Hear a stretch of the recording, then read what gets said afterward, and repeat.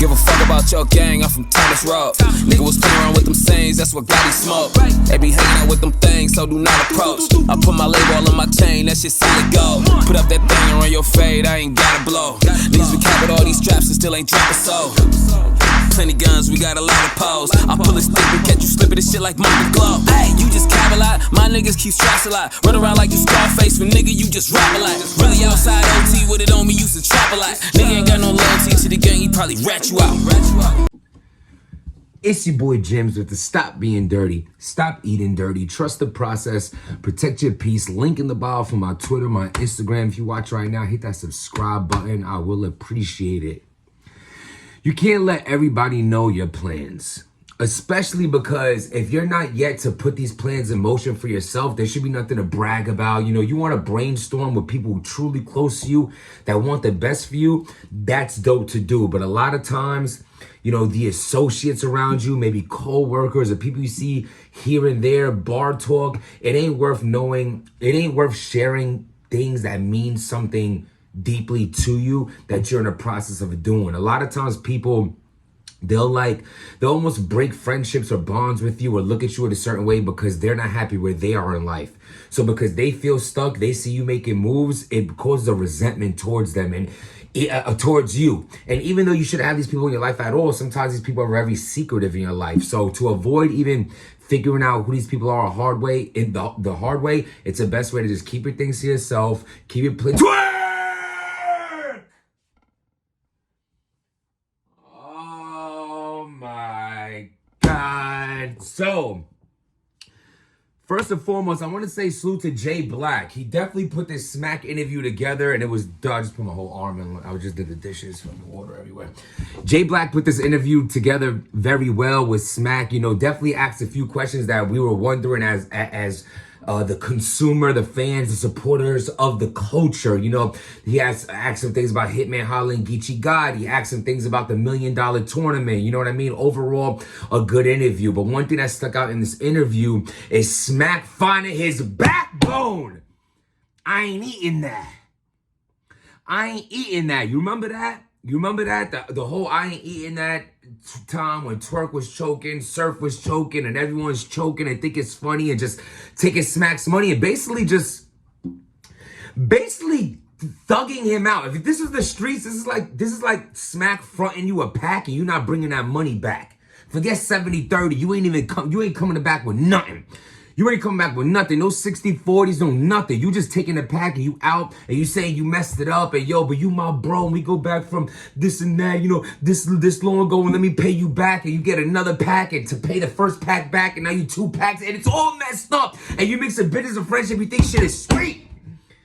And Smack finally put his foot down with Nj TWORK and say, you, the 6th man, you're on the bench, kid.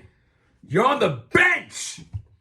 And I'm not mad at it. At the end of the day, you know, Smack saying like that TWORK, he's wasting his talent, saying that he don't understand the opportunity that's in front of him because he's young, saying that, you know, you're messing up his reputation. He pointed at the banner that says most respected. We're the most respected.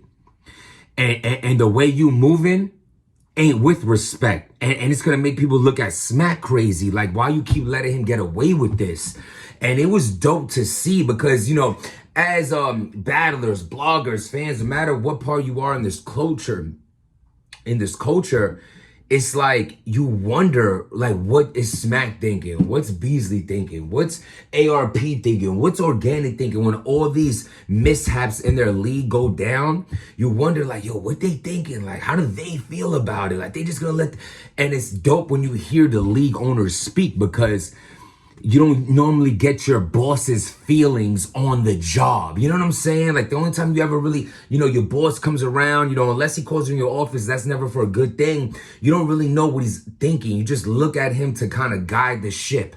You know what I mean? And like, you know, when they, you know, and so to hear Smack speak on this was dope and still salute TWORK and say like, you know, that's his man's and he got love for TWORK and this and that. But right now, there's one part I didn't like. Black like cut him off right when like Smack was stuck. Like he was stuck at one point where he was about to be like, So he's gonna have to sit. So yeah. So as far as right now goes, you know, like you know what I'm saying. And then J Black cut in. Should have let him finish the sentence. It probably would have been along the line of, Twerk, you a dub until you.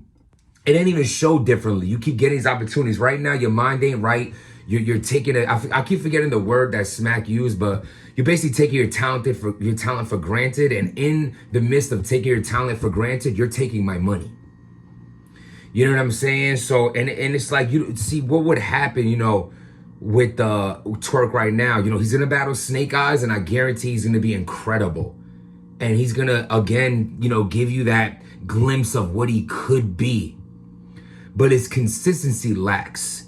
That's like, you know, you be in a relationship and you mess up on shorty, and like she gives you that chance. And like you do so well for so long because you feel like you don't want to lose her, and that's your last chance. And then you mess up again. And at that moment, you feeling upset. Maybe you're crying. Maybe you're doing whatever you're doing. You know, like even look at the instance of how he felt upset. You know, we've seen him even get to tears because of his passion for this game. So look at the relationship analogy I'm trying to make, you know, and you're hurt because you really feel like you're losing it. But then then your girl forgives you again and forgives you again and forgives you again. And now what's become something you loved in the beginning is now something you're just treating like a doormat. You're treating the girl who loves you so much, aka battle rap loves you so much. You're just saying, F you, I'm gonna keep doing you dirty because you're gonna keep forgiving me. When people in this world are gonna continue to take actions, wrongful actions without repercussion comes with no lesson. If there's no repercussion to your actions, why will I not continue to do what I'm doing if I'm getting away with it without being punished? And to hear Smack right now, it really felt like he's done with Twerk for a little minute. The worst thing I'll have to say about all this, because you know, there's plenty of blogs we all do, how dope Twerk is and the what ifs and what at that. You know, it's falling down in those categories. If B Magic never stopped choking, where would he be right now? If Clean Paper cleaned his shit up, where would he be? You know, these what ifs of the game. You know what I mean? Not many people break out of that what if category. You know, a person who has Chess. Chess was messing up a lot a year or two ago, and now look at him. Showed you that he is here. He's not playing around this no more, and he's been incredible the last 7 times you've seen him. Even Sue Surf, though it's 3 battles consistently, that's fire. You know, he's another one who is just taking advantage of the game and now showing you, no, don't categorize me as a what if. I can go down as one of the greatest ever, and I'm going to show you why. But then you have the other people who I mentioned prior to Chess and Surf that, yo, I know if you come prepared, or remember the era of Charlie Clips come with that 3rd round. And it's come to a point where, you know, again, you know, people only love you for what you did last. I feel you, but I also feel like Twerk's in a bad position because it's like, he does this. He does bad, incredible, bad, good, bad, okay, terrible. Like it's like his consistency isn't the one you would want to bet your money on. Like right now, I'm not betting. I wouldn't bet money on Twerk to beat Snake Eyes, though I believe he's gonna do what he always does, and he's gonna like really stink it up like he has the last couple of battles, and now he's gonna be Twerk versus Tay-Rock mode, Twerk versus Chess mode, Twerk versus Clips mode. You know what I mean? And I think it's best to just let Twerk chill from, you know, it's crazy too because Smack's also, now that I'm thinking about it, you know, Twerk's in a battle Snake Eyes on Midnight Madness, which is basically backed by URL, like a private part, you know, a private investor kind of thing. You know what I mean? That's basically, I feel like that's their shit on the low. So is Smack really sitting them down? This is his subliminal way of doing it, I guess. Yo, kill it on Midnight Madness. Act like that's not a Smack battle. Then I'm going to bring you back on Smack because I'm going to be like, oh, look what you did on Midnight Madness, a.k.a. what you did on Smack. But it's not labeled as Smack. So if you do terrible, I don't have the stigma of bringing you back after a horrible choke. It falls on Midnight Madness. I mean, Jesus, that's genius. I didn't even think of that. You know these blogs, I see something and I just throw the camera on. I don't do no takes, no edits. Unless someone calls in between, my alarm goes off. The phone dies, or one of the reasons I would edit is like, natural stuff like that, just natural stuff like that, you know, or my phone will stop because I have too many like videos of the kids or whatever on the phone. I have to make space. So, you know, Smack basically being fed up with Twerk, you know, I think it's the best for Twerk. The only thing that upsets me about everything I would say is hearing Twerk. I haven't been in the spaces in a minute, you know, like a few weeks.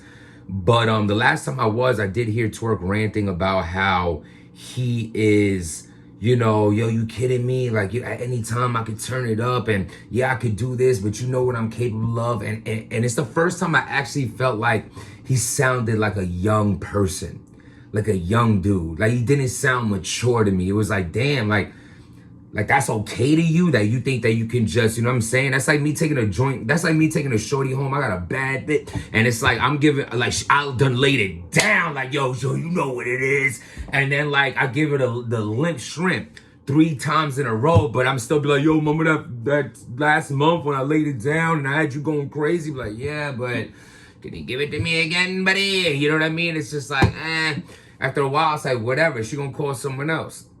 So I just feel like, you know, the ignorance of being like, yeah, I could do this at any time, and, you know, whenever I want to, a focused Twerk is unstoppable, and all right, but I don't know, man. You know what I mean? It's like, I don't really want to go too crazy in on Twerk right now, like in this blog, because like I feel like I already had like an ether blog towards him along the line of an ether blog with the real name Brandon, because that was just horrific. I didn't see something like that since like Cicero and Bishop Brigante. Like, that falls down. Like, those are like the 2 worst chokes of all time type shit. You know what I mean? Like, that goes down in that category. And it was just like, right now, it's like, he's already down. I ain't gonna kick him while he's down. You know, I just feel like it's dope that, you know, it's up to Smack to show him, like, let him see these cards pass without him on it. Let him see these tournaments pass without him on it. Let him see the fans wanting him back. You still say, nah, you not ready. You know what I'm saying? I think that's it's a dope punishment, and maybe it could give him, it'll open his eyes to the opportunity that he has in front of him, instead of just wasting his talent like many others with lots of talent in this game. Their potential, they let it go to waste. So, you know what I'm saying? Let's see how this all turns out. And salute to that interview, which is really fire. I think it was dope to get Smack. You know, after I haven't seen Smack, you only see Smack like, and like just drunk talking. Like, I forgot he can even put sentences together as a human being. So that was really dope to not see him in his dirty aura as we usually see him in. So to see Smack talk, and like the way he was talking, it was like, damn, this is fire. Like, getting in depth the way he was with Jay Black. So I think that was dope. So y'all go check that out. And yeah, man. So salute to you know, that interview, and that was just my opinion on it. I'm gonna get to this meal prep right now. We're gonna do turkey burgers, make my egg whites for tomorrow. Got a couple bags of salad I want to wash, little red wine, and you know what I mean. Another day. Living on this earth where, you know, it's not promised tomorrow. So just make sure you live into the best of your potential. You know what I'm saying? Because forget the what ifs, could ifs. You know, you don't want to be gone one day and that's what people are saying about you. Like, you could have did this, you could have did that. You're no longer here to display that talent or showcase the love that this earth needs to see from you. You know what I'm saying? So let's try to stay positive, protect your peace, and stop being dirty.